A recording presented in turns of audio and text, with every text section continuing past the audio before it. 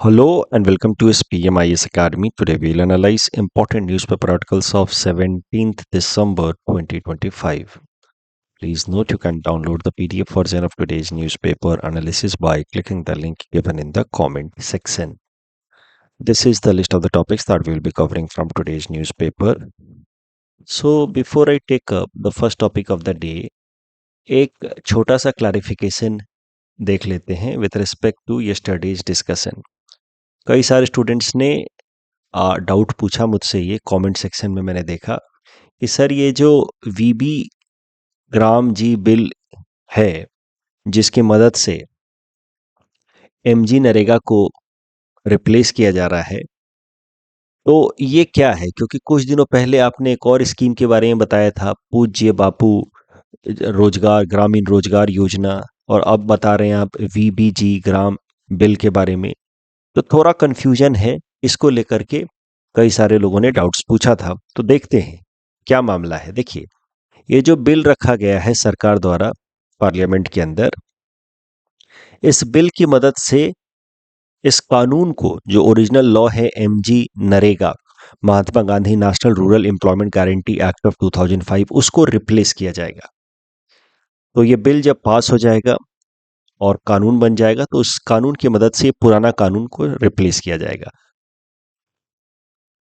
अब ये जो पुराना कानून था एमजी नरेगा, इस कानून के अंतर्गत एक स्कीम चलाई जाती थी जिसका नाम था एमजी नरेगस। तो कानून था 2005 का और उसके अंदर स्कीम लाई गई 2006 में। अब जब ये बिल पास हो जाएगा और इस कानून को रिप्लेस कर देगा, तो फिर मोस्ट प्रोबेबली ये जब बिल कानून बन जाएगा तो इस कानून के अंतर्गत एक स्कीम चलाई जाएगी जिसका नाम होगा पूज्य बापू ग्रामीण रोजगार योजना। तो सरल भाषा में कहें तो जो एमजी नरेगा और एमजी नरेगस में रिलेशन है, वही वीबीजी ग्राम जी एक्ट एंड पूज्य बापू ग्रामीण रोजगार योजना में रिलेशन होगा। एक बार जब ये कानून बन जाएगा, so it will replace this law and then this new scheme will replace this MG NREGS. लेकिन यहाँ पे ध्यान देने वाली बात ये है कि ये जो स्कीम है इसका नाम अभी फाइनल नहीं है। मैंने 2 दिनों पहले न्यूज़पेपर एनालिसिस में इस स्कीम का नाम जरूर बताया, पूज्य बापू ग्रामीण रोजगार योजना विल रिप्लेस एमजी नरेगस, ऐसा सरकार कह रही है। लेकिन जो सरकार ने बिल रखा है वीबीजी ग्राम जी बिल, उस बिल में इस योजना का नाम नहीं है। इसी कारण से एक बार जब ये बिल कानून बन जाएगा तो may be but not confirmed, may be this scheme will be replaced with this योजना। बट हो सकता है कि कोई और योजना भी ले आए, योजना का नाम कुछ और कर दें। लेकिन जब मैंने 2-3 दिनों पहले बताया था आपको, तो मैंने कहा था कि सरकार ने कहा है कि नई योजना लेकर के आएंगे एमजी नरेगा के जगह पे। अब सरकार एमजी नरेगा कानून को बदलने के लिए नया बिल लेकर के आई है। उस बिल में कोई स्कीम की बात, स्कीम का नाम नहीं मेंशन किया गया है। इसीलिए यहां मैंने लिखा है the scheme implemented under this act will be, maybe but not confirmed, will be पूज्य बापू ग्रामीण रोजगार योजना। तो I hope now there is clarity, there is no confusion. Coming to the first topic of the day, Vijay Diwas Bangladesh liberation war. देखिए, आज है 17 दिसंबर और 16 दिसंबर को हम लोग मनाते हैं विजय दिवस। 1971 इंडो पाक वॉर में भारत की इस दिन 16 दिसंबर को जीत हुई थी और इस कारण से भारत में हम लोग विजय दिवस मनाते हैं। और इसी विजय दिवस के साथ साथ भारत ने बांग्लादेश को एक इंडिपेंडेंट कंट्री भी डिक्लेयर किया था after Bangladesh liberation war. So 1971 Indo Pak war is also known as Bangladesh liberation war. हर साल 17 दिसंबर को मैं ये टॉपिक कवर करता हूँ। तो जिन स्टूडेंट्स को ये टॉपिक अच्छे से याद है, 1 साल पहले मैंने टॉपिक कवर किया था, जिनको अच्छे से याद है वो ये फर्स्ट टॉपिक को सीधा सीधा स्किप कर सकते हैं। So this discussion is going to be important from our syllabus GS paper 2 international relations point of view. 54 years ago Bharat और पाकिस्तान के बीच में एक वॉर शुरू हुई 1971 में। ये वॉर शुरू हुई 3 दिसंबर को। शुरू किया पाकिस्तान ने हमारे वेस्टर्न सेक्टर पे अटैक करके, और फिर खत्म किया भारत ने ऑफ कोर्स 16 दिसंबर को 1971 में, when Indian army entered into East Pakistan, और उसको एक इंडिपेंडेंट कंट्री डिक्लेयर कराया जिसका नाम रखा गया बांग्लादेश। 16 दिसंबर को यह वॉर खत्म हुआ, और इसी कारण से 16 दिसंबर को हम पूरे भारत भर में मनाते हैं विजय दिवस। तो ये वॉर क्यों हुआ, कैसे शुरू हुआ, कैसे खत्म हुआ, फिर उसके क्या इम्प्लीकेशंस हुए, वो सब कुछ हम लोग देखते हैं एक एक करके। देखिए, जब भारत आजाद हुआ तो साथ ही साथ भारत का पार्टीशन भी हुआ, और एक तरफ हमारा देश इंडिया बना तो दूसरी तरफ बना पाकिस्तान। पाकिस्तान की दो टेरिटरीज थी। जब पाकिस्तान को बनाया गया तो इसकी दो टेरिटरीज थी, West Pakistan and East Pakistan, and these two territories were separated by vast land of India. West Pakistan के अंदर ज्यादातर जो पॉपुलेशन है, जो डोमिनेंट पॉपुलेशन है, वो पंजाबी स्पीकिंग पीपल है। और भी लोग हैं लेकिन Punjabi speaking people are the most dominant people in West Pakistan. जबकि ईस्ट पाकिस्तान में जो प्रोमिनेंट पॉपुलेशन है वह बंगाली स्पीकिंग थी। वेस्ट पाकिस्तान के जो लोग थे पंजाबी स्पीकिंग लोग, they were dominant in almost every aspect of Pakistan's polity, economy, even in army. तो हर जगह जो पंजाबी स्पीकिंग वेस्ट पाकिस्तान के लोग थे, वो पाकिस्तान के डिफरेंट सेगमेंट्स को कैप्चर किए हुए थे, डोमिनेट कर रहे थे, चाहे इकोनॉमी हो, पॉलिटी हो या आर्मी हो। और ईस्ट पाकिस्तान के लोगों को प्रॉपर रिप्रेजेंटेशन नहीं मिल रहा था, और इस कारण से ईस्ट पाकिस्तान के लोगों के अंदर धीरे धीरे sense of frustration and alienation develop हो रहा था। उनको लगता था कि उनको सेकेंड ग्रेड सिटीजन की तरह ट्रीट किया जा रहा है। यहाँ के जो बंगाली स्पीकिंग लोग हैं वो ईस्ट पाकिस्तान के, पाकिस्तान बना तो एक देश रिलीजन के बेसिस पे था, बट रिलीजन के अंदर भी लोग अलग अलग कल्चर के अलोंग डिवाइडेड रहते हैं। कल्चर मेनली लैंग्वेज के अराउंड यहाँ देखने को मिला पाकिस्तान में। वेस्ट पाकिस्तान के अंदर पंजाबी स्पीकिंग, ईस्ट पाकिस्तान में बंगाली स्पीकिंग।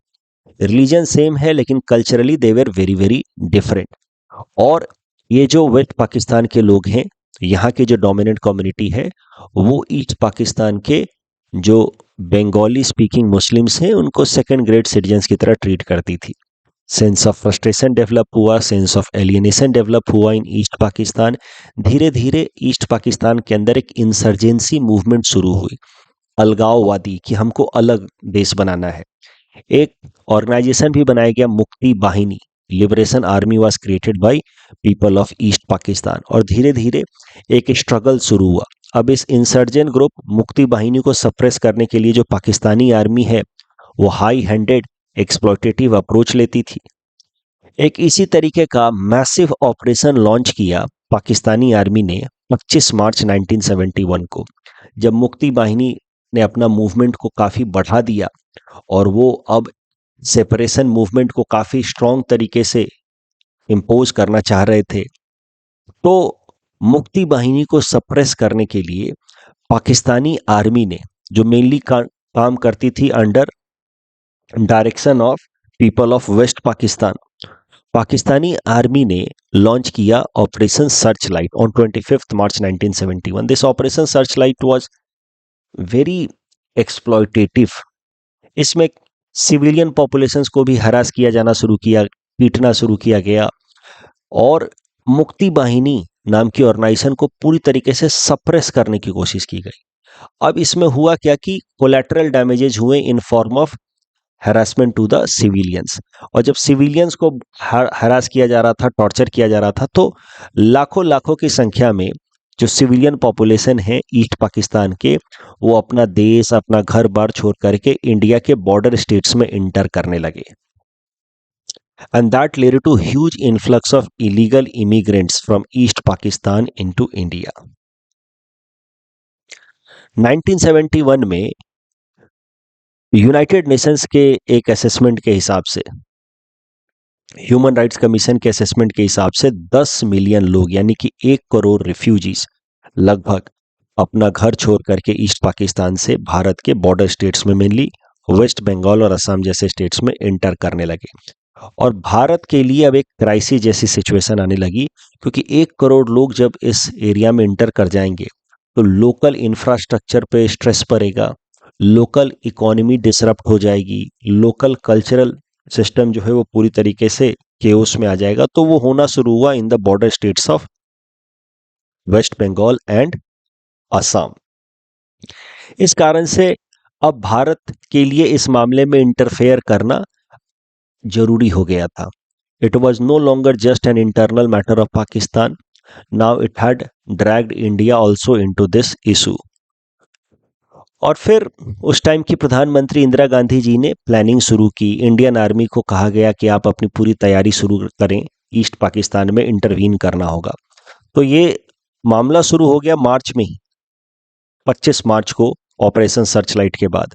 लेकिन उसके बाद एट वंस इंडियन आर्मी ने काउंटर नहीं किया। इंडियन आर्मी या government of India waited, planned, क्योंकि भारत के लिए चैलेंजेस थे। क्या समस्या थी?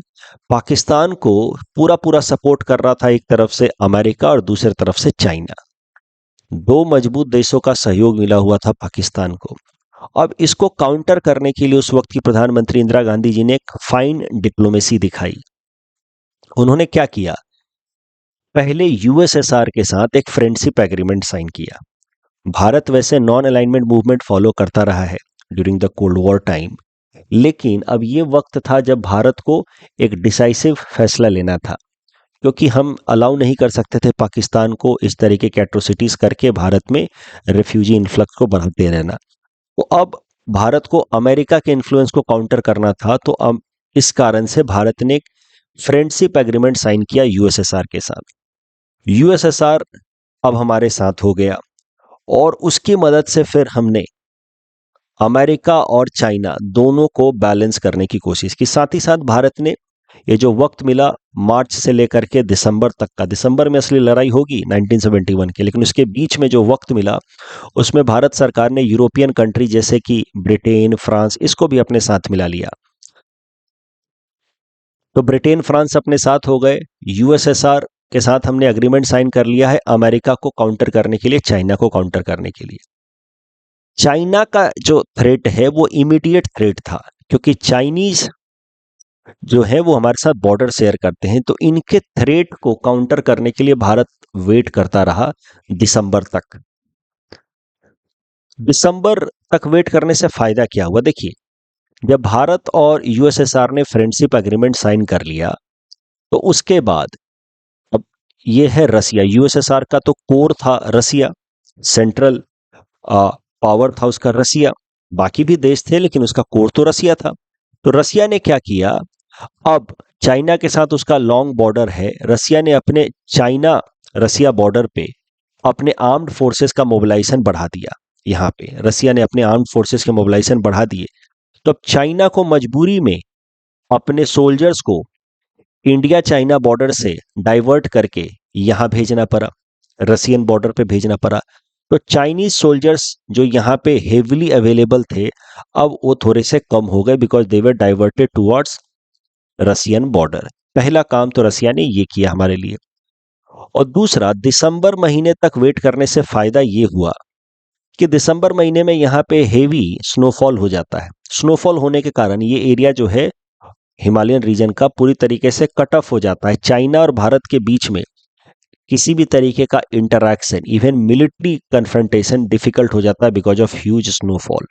तो अब यहाँ पे है स्नोफॉल प्लस चाइनीज सोल्जर जो है वो रसियन बॉर्डर की तरफ डाइवर्ट किए जा चुके हैं। तो चाइना का थ्रेट पूरी तरह से नलीफाई हो गया। तो दिसंबर was right month for Indian army to intervene into East Pakistan. East Pakistan में हमको जाना तो था ही, क्योंकि ईस्ट पाकिस्तान की तरफ से हमारे देश में समस्या आ रही थी in form of refugee influx.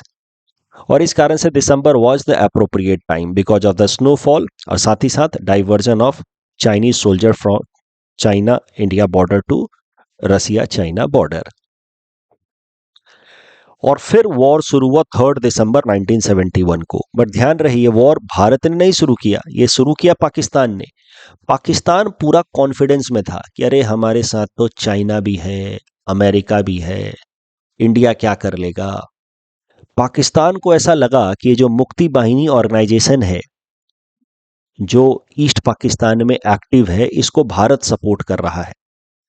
और इस कारण से पाकिस्तान ने जोश में आकर के 3 दिसंबर 1971 को हमारे ऊपर अटैक कर दिया ऑन द वेस्टर्न फ्रंट। इधर एयर अटैक से वॉर शुरू हुआ 1971 वाला।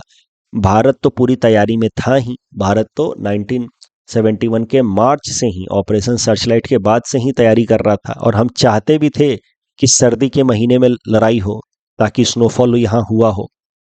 पाकिस्तान को यह सब आइडिया नहीं था कि भारत कितनी तैयारी करके बैठा है। पाकिस्तान ने वेस्टर्न सेक्टर पर अटैक किया।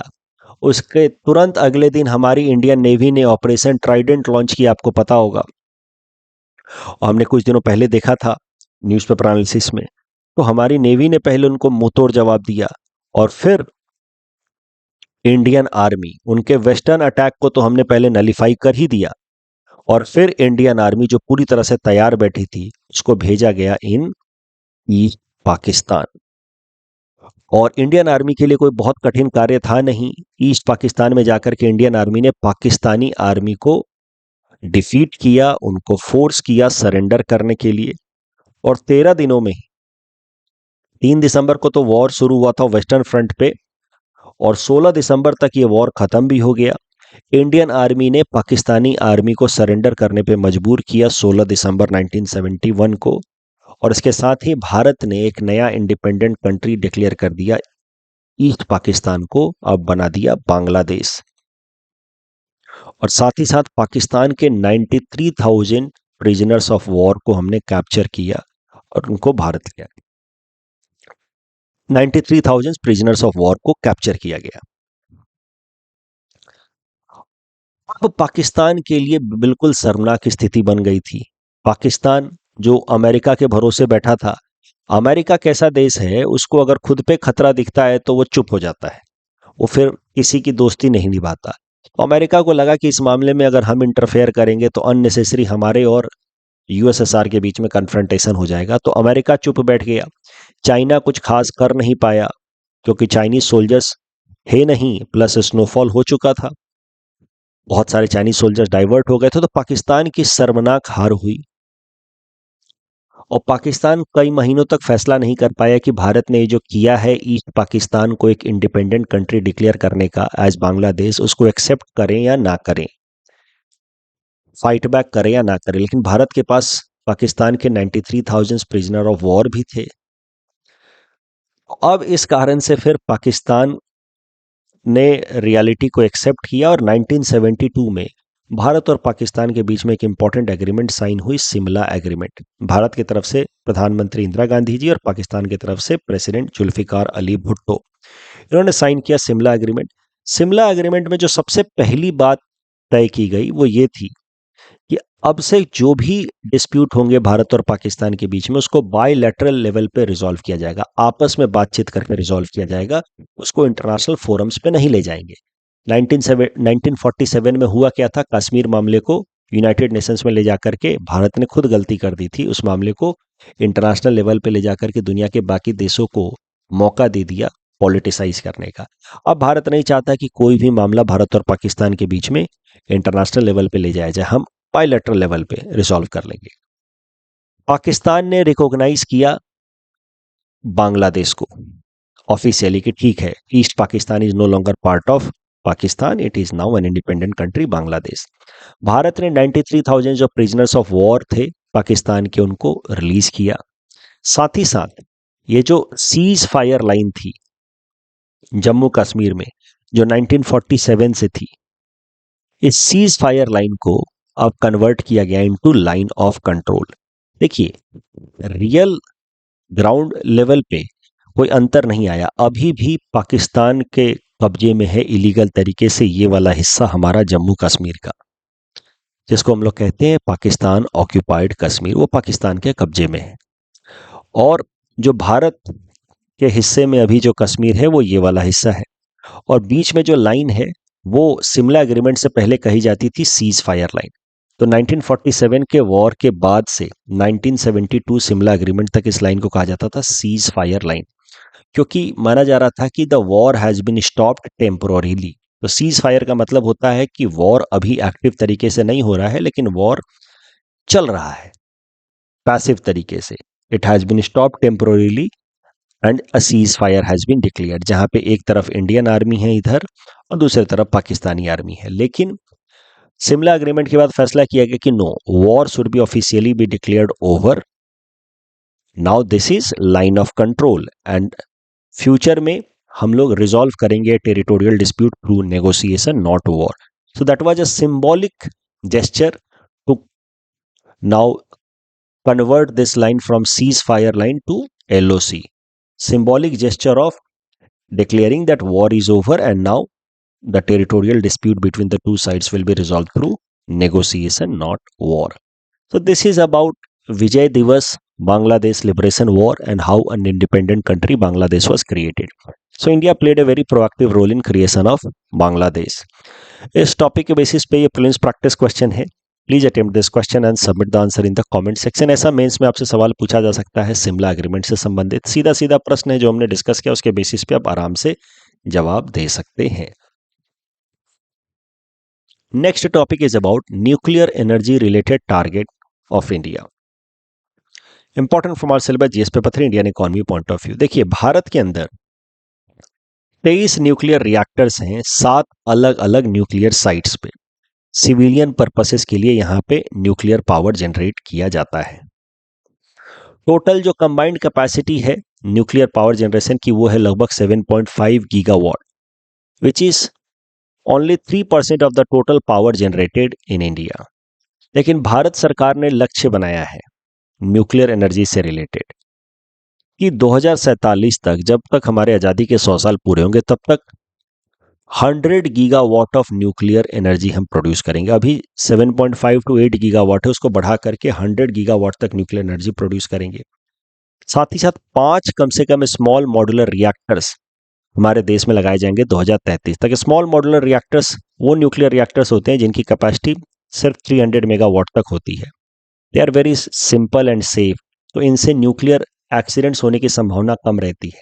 नॉर्मली न्यूक्लियर पावर प्लांट शहरों से काफ़ी दूर लगाया जाता है जो लार्ज न्यूक्लियर रिएक्टर्स होते हैं, लेकिन small modular reactors can be established in vicinity of a city also, जिससे क्या है कि ट्रांसमिशन कॉस्ट वगैरह भी कम हो जाएगा। ये छोटे छोटे रिएक्टर्स हैं तो इनका कोई बहुत ज़्यादा नुकसान है भी नहीं।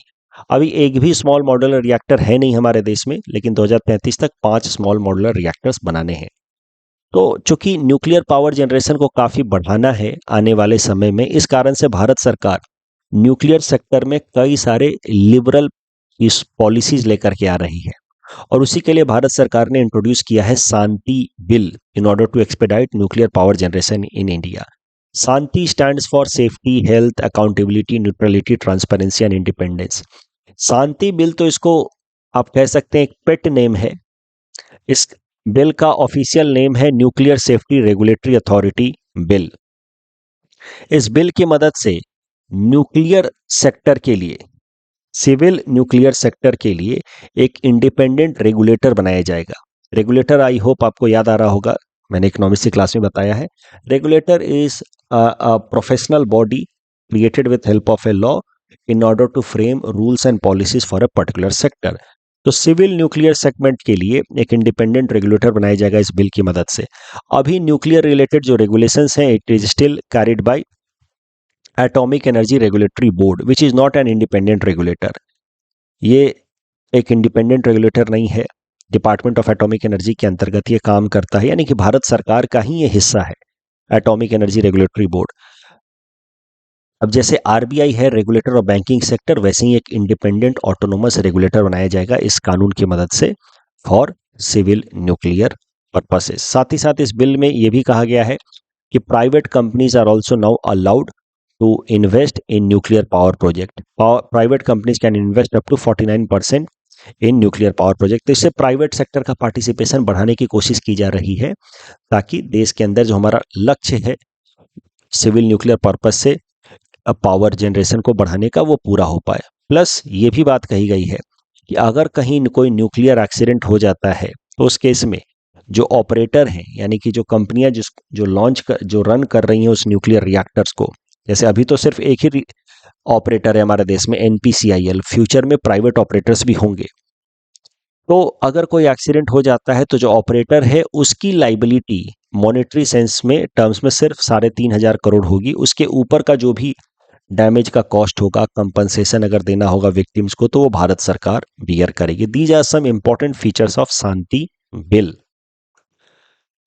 अब शांति बिल के बारे में हमने 3-4 दिनों पहले भी चर्चा की थी। वहां मैंने बताया था कि भारत का जो न्यूक्लियर सेक्टर है, सिविलियन न्यूक्लियर सेक्टर है, उसको लेकर के एक कोर आइडिया है जिसको नाम दिया गया है 3 स्टेज न्यूक्लियर पावर प्लांट। तो वो क्या है उसको हम लोग आज एक बार रिवाइज कर लेते हैं। 3 स्टेज न्यूक्लियर पावर प्लांट। देखिए, बेसिक न्यूक्लियर पावर जनरेशन के बारे में आइडिया तो आपको है ही। एकदम क्विक रिवीजन अगर करें तो हम जान सकते हैं, हम देख सकते हैं कि न्यूक्लियर रिएक्शंस का मतलब क्या है कि किसी भी एटम के न्यूक्लियर या न्यूक्लियस लेवल पे रिएक्शन, उसको कहा जाता है न्यूक्लियर रिएक्शन। अब न्यूक्लियस लेवल पे रिएक्शन दो तरीके के होते हैं। फिजन रिएक्शन, फिजन रिएक्शन जहां पे किसी लार्ज एटम का न्यूक्लियस ब्रेक कर जाता है, टूट जाता है इनटू 2 स्मॉलर न्यूक्लियाई, जैसे कि यूरेनियम 235 का न्यूक्लियस टूट करके बैरियम एंड क्रिप्टन बना देता है। तो इस तरीके के रिएक्शन को, जहां पे एक लार्ज न्यूक्लियस टूटता है इनटू 2 स्मॉलर न्यूक्लियाई, इनको कहा जाता है फिजन रिएक्शन। इसमें भी खूब सारा हीट रिलीज होता है। दूसरा होता है फ्यूजन रिएक्शन, जिसमें दो छोटे छोटे न्यूक्लियस जैसे हाइड्रोजन हाइड्रोजन न्यूक्लियस आपस में फ्यूज करके एक रिलेटिवली लार्जर न्यूक्लियस बनाते हैं, जैसे हाइड्रोजन हाइड्रोजन फ्यूज करके हीलियम बनाएंगे। इस प्रोसेस में भी खूब सारा हीट रिलीज होता है। तो न्यूक्लियर रिएक्शन मतलब reaction at the level of nucleus of an atom. Larger nucleus leads to fission reaction, smaller nucleus leads to fusion reaction. दोनों में ही हीट जनरेट होता है। अभी जितने भी रिएक्टर्स हैं हमारे देश के, वो सब के सब, इनफैक्ट पूरे दुनिया भर में जो सिविल पर्पसेस से जो न्यूक्लियर पावर जनरेशन हो रहा है, उन सब में ये फिजन रिएक्शन होता है। फिजन रिएक्शन करा करके न्यूक्लियर रिएक्टर के अंदर एक लार्ज एटम के न्यूक्लियस को तोड़ा जाता है, 2 स्मॉलर न्यूक्लियस बनते हैं। साथ ही साथ जो हीट रिलीज होता है, उस हीट की मदद से वाटर को स्टीम में कन्वर्ट किया जाता है, और उस स्टीम की मदद से टरबाइन को रोटेट कराया जाता है। और जब टरबाइन रोटेट करता है तो इलेक्ट्रिसिटी जनरेट होती है। कैसे हम लोग जनरेटर में डीजल डाल करके और उसके टरबाइन को रोटेट करते हैं, तो कुछ भी करके अगर हम टरबाइन को रोटेट कर पाते हैं तो इलेक्ट्रिसिटी जनरेट होती है। तो न्यूक्लियर रिएक्टर्स के अंदर फिजन रिएक्शन करके हीट जनरेट किया जाता है, और हीट की मदद से फिर वाटर को स्टीम में कन्वर्ट करके टरबाइन रोटेट किया जाता है, जिससे फिर इलेक्ट्रिसिटी जनरेट होती है। अब आते हैं ऑन 3 स्टेज न्यूक्लियर प्रोग्राम। ये तो हमने यहां पे बात किया about basic mechanism followed in a nuclear reactor. 3 stage nuclear programme Bharat के फादर ऑफ न्यूक्लियर एनर्जी कहे जाने वाले, या father of nuclear power generation कहे जाने वाले डॉक्टर होमी जहांगीर भाभा साहब ने डेवलप किया 1950s में। भाभा साहब का लक्ष्य था कि भारत को लॉन्ग रन में न्यूक्लियर पावर जनरेशन में सेल्फ सस्टेनेबल बनाना है। अब देखिए, न्यूक्लियर पावर प्रोड्यूस करने के लिए जो फ्यूल चाहिए, वो जनरली जो इस्तेमाल होता है पूरे दुनिया भर में, वो है यूरेनियम। यूरेनियम बट यूरेनियम बहुत ज़्यादा भारत में मिलता है नहीं। यूरेनियम की अवेलेबिलिटी बहुत कम है भारत में। India holds only 2 to 3% of world's uranium reserve. तो इस कारण से होमी जहांगीर भाभा ने एक 3 स्टेज न्यूक्लियर प्लान बनाया, जिसकी मदद से भारत को लॉन्ग रन में न्यूक्लियर पावर जनरेशन में सेल्फ सस्टेनेबल बनाया जाए। क्योंकि हमारे देश में यूरेनियम नहीं मिलता है ज़्यादा, लेकिन भाभा साहब ने सोचा कि हमारे देश में थोरियम तो बहुत सारा है। Thorium is found in monazite sand of Kerala and Tamil Nadu beaches. Thorium, दुनिया का 25% थोरियम हमारे देश में मिलता है, found on Kerala, Tamil Nadu, Orissa beaches. अब थोरियम का सीधा सीधा इस्तेमाल न्यूक्लियर पावर जनरेशन के लिए नहीं किया जा सकता। यूरेनियम का किया जा सकता है। लेकिन थोरियम को थोड़ा अगर चेंज कर दें हम, उसमें थोड़ी से परिवर्तन ला दे, तो thorium can also be used for nuclear power generation. ये क्या मामला है, इसको समझने के लिए कि थोरियम में थोड़ा बदलाव ला दें तो उसका भी न्यूक्लियर पावर जनरेशन में इस्तेमाल हो सकता है, बट सीधा सीधा नहीं इस्तेमाल हो सकता। इसको समझने के लिए हमें दो टर्म सीखने होंगे with respect to nuclear power generation. Nuclear power generate करने के लिए जो हमें फ्यूल चाहिए होता है वो दो तरीके के होते हैं। Some of the fuels are known as fissile fuels या फिसाइल मटेरियल। वो सीधा सीधा उनका इस्तेमाल किया जा सकता है फॉर न्यूक्लियर पावर जनरेशन। वो they can directly undergo fissile या फिजन रिएक्शन। ऐसे मटेरियल्स को कहा जाता है फिसाइल मटेरियल, और उसका एक एग्जांपल है यूरेनियम 235। वो सीधा फिजन रिएक्शन कर देगा। उसमें अगर आप एक न्यूट्रॉन बम्बार्ड करोगे उसके ऊपर न्यूट्रॉन बम्बार्ड करोगे, ये फिजन रिएक्शन कर देगा। इसीलिए इसको कहा जाता है fissile material. But there are few materials which are not directly fissile. वो सीधा सीधा फिजन रिएक्शन नहीं कर सकते, लेकिन उनको अगर हाई टेम्परेचर में रखा गया तो उनमें थोड़ा सा चेंज आता है और वो हाई टेम्परेचर में रह करके फिर फिसाइल मटेरियल बन सकते हैं। So they are not naturally fissile, but under high temperature and pressure they can become fissile. ऐसे मटेरियल्स को कहा जाता है फर्टाइल मटेरियल्स। इसका एग्जाम्पल है यूरेनियम 238 जो आइसोटोप है यूरेनियम 235 का, और दूसरा इसका एक एग्जाम्पल है थोरियम 232 जो भारत में खूब मिलता है मोनोजाइट सैंड में, जिसकी हमने बात की। तो भारत में जो खूब सारा मिलता है थोरियम, वो एक फर्टाइल मटेरियल है बट फिसाइल मटेरियल नहीं है, यानी कि वो सीधा सीधा फिजन रिएक्शन नहीं कर सकता, लेकिन उसको अगर इंटेंस टेम्परेचर और हीट में रखा गया तो एक फिसाइल मटेरियल में कन्वर्ट हो सकता है। इन सब बातों को ध्यान में रखते हुए होमी जहांगीर भाभा साहब ने भारत का 3 स्टेज न्यूक्लियर प्लान बनाया। उन्होंने कहा कि जो पहले शुरुआती दिनों में हमारे देश में न्यूक्लियर पावर प्लांट्स बनाए जाएंगे, उनको नाम दिया गया है प्रेशराइज्ड हेवी वाटर रिएक्टर्स। उसमें तो फ्यूल हम लोग लेंगे यूरेनियम ही, उसमें हम लोग यूरेनियम फ्यूल ही डालेंगे। तो मतलब फर्स्ट स्टेज में जो रिएक्टर्स बनाए जाएंगे, पहले फेज में रिएक्टर्स बनाए जाएंगे, they will operate using uranium fuel. और यूरेनियम हमारे देश में मिलता नहीं है ज़्यादा, तो हम इंपोर्ट करेंगे। अब देखिए, जो हम यूरेनियम इंपोर्ट करते हैं नेचुरल यूरेनियम, उसमें 0.7% यूरेनियम 235 होता है which is a fissile material, and 99.3% होता है uranium 238 isotope of uranium 235 which is a fertile material. तो 99.3% ये है।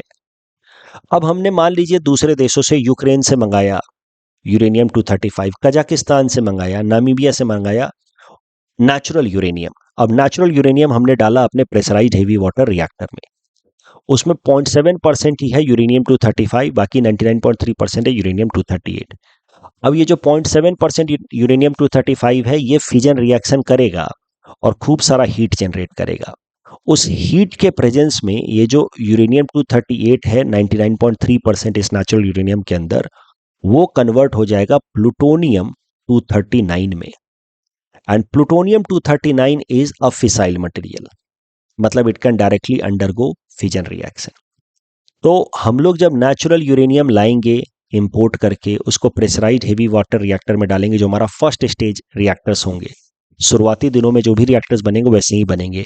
तो उसमें यूरेनियम 235 फिजन रिएक्शन करके इलेक्ट्रिसिटी जनरेट कराएगा, साथ ही साथ जो हीट जनरेट होगी वो यूरेनियम 238 को कन्वर्ट कर देगा प्लूटोनियम में। So plutonium 239 will come as a by product from the first stage nuclear reactor. Plutonium 239 will come as a by product.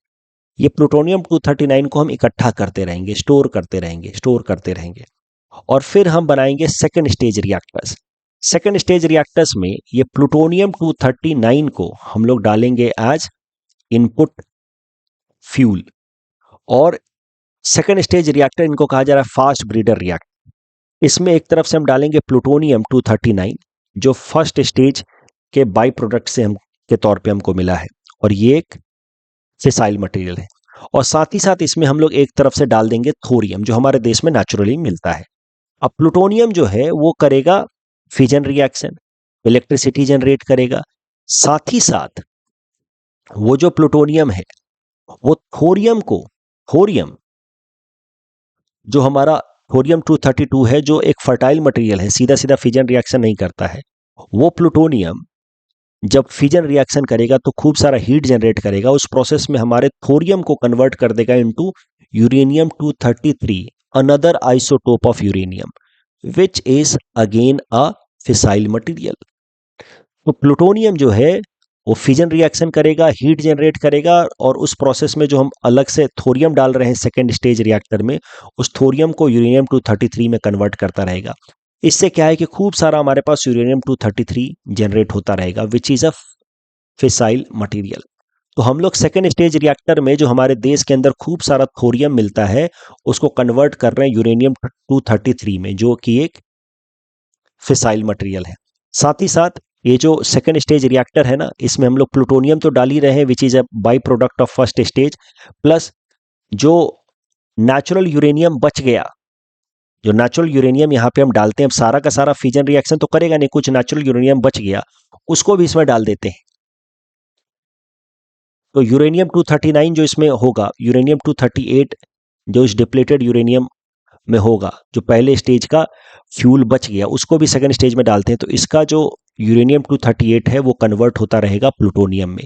तो सेकंड स्टेज वाले रिएक्टर को फास्ट ब्रीडर इसलिए कहा जाता है क्योंकि फर्स्ट स्टेज से ये प्लूटोनियम ले रहा है, which is a fissile material as a by product. साथ ही साथ फर्स्ट स्टेज से ये बचा खुचा नेचुरल यूरेनियम भी ले रहा है, और नेचुरल यूरेनियम के अंदर जो यूरेनियम 238 है उसको कन्वर्ट कर रहा है अगेन इन प्लूटोनियम, और फिर वो प्लूटोनियम को वापस इसमें डाल देंगे एज फ्यूल, और दूसरी तरफ से थोरियम को कन्वर्ट कर रहा है यूरेनियम में। और जब हमारे पास खूब सारा थोरियम कन्वर्ट हो जाएगा यूरेनियम में यूजिंग सेकेंड स्टेज रिएक्टर, तब हम लोग यूरेनियम 233 जो एक फिसाइल मटेरियल है उसकी मदद से थर्ड स्टेज रिएक्टर लगाएंगे, जिसमें हम लोग यूरेनियम 233 को फ्यूल की तरह इस्तेमाल करेंगे और उसमें अपना खुद का थोरियम डालेंगे, और थोरियम को यूरेनियम 233 में कन्वर्ट करते रहेंगे, जो वापस से इसी के अंदर फ्यूल के तौर पर डालते रहेंगे।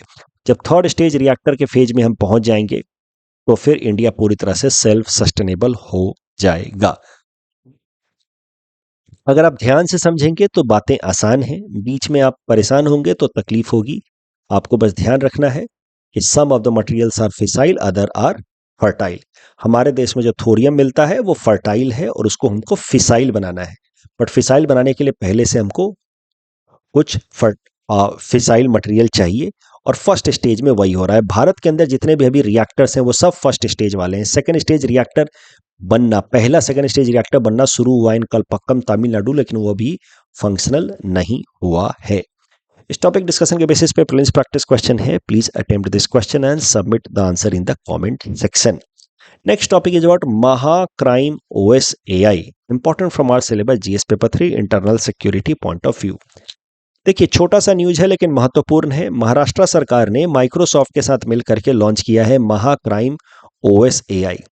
एआई पावर्ड इन्वेस्टिगेशन प्लेटफॉर्म है जिसकी मदद से महाराष्ट्र पुलिस अब जब भी कोई क्राइम इन्वेस्टिगेट करेगी तो इस एआई प्लेटफॉर्म का इस्तेमाल करेगी। ये जो महा क्राइम ओएस एआई है, it will act as an investigation को पायलट।